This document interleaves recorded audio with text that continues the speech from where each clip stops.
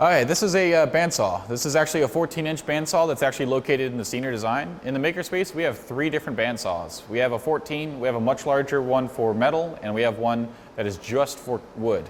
This 14-inch in the senior design is actually a combo, so it'll be able to do either wood or metal. And the metal is for metal only. Same with the small one in the wood shop as for wood only. Do not try to combine. The blades are very dependent on the type of material that it's supposed to cut. So, talking about the bandsaw. The whole purpose of the bandsaw is there's basically this large rotating blade that goes in and out all the way through, and it constantly cuts. So the big advantage of these types of blades is that they don't have large teeth wear and they can last a long time. They also allow for much larger materials. So this is a 14-inch, which means it's 14 inches from here to here. This bandsaw is pretty great for doing small parts, which if you can use him before you go over to the industrial, that'd be great. So let's talk about basic operation of the bandsaw. Obviously, you have a start and stop here on the left-hand side. So starts the blade, do not touch the blade when it's running, stops the blade. Pretty simple.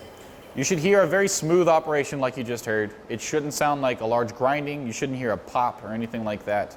If you do hear that kind of stuff, you have a problem with your blade. Talk to a makerspace technician about that. Another thing, before you're actually about to start cutting, first thing you want to do is make sure your bed's set to 0 degrees if that's what your type of cut's going to be. You can tell there's an indicator right on the bottom hand side. Just simply loosen the knob, rotate it until it's angled at 0 degrees. So let's say I'm going to do a 0 degree cut. The next thing you want to do is you actually want to set the height of the guide here. So this guide here gives rigidity to the blade so it doesn't flex. So you can see I can move the blade here pretty easily, but I can't move this at all because this is where the rigidity comes from. So on the backhand side here, you can loosen this in order to lower and raise the blade.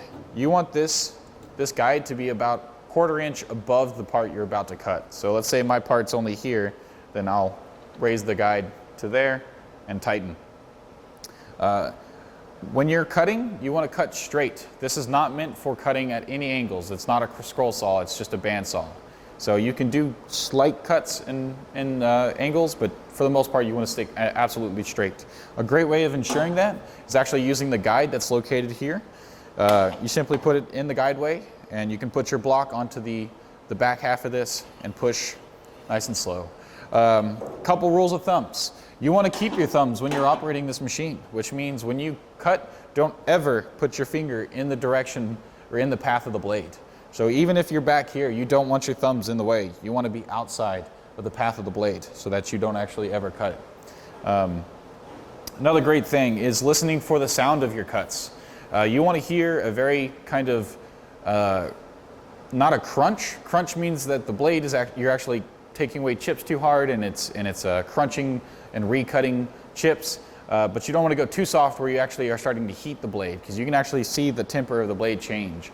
So you want to be right in between. It's going to be a very smooth operation is what you want to hear, kind of like a hot butter, I guess you want to call it. So it should be a very smooth operation when you cut through. If the blade refuses to cut, it's either a material issue or the blade's been burnt out. Talk to a makerspace technician. They'll give you a second opinion on it. If the blade has been burnt out, we do have replacements and we're happy to replace it for you. Do not attempt to replace it yourself. This is actually something that's required by the makerspace. If the machine doesn't operate in any other way, let's say you're hearing a weird popping noise, it doesn't turn on when you press the start button, it's wobbly, something like that, just talk to a makerspace technician. They'll help you out. But besides that, bandsaws are very easy to use. Just be careful of the blade.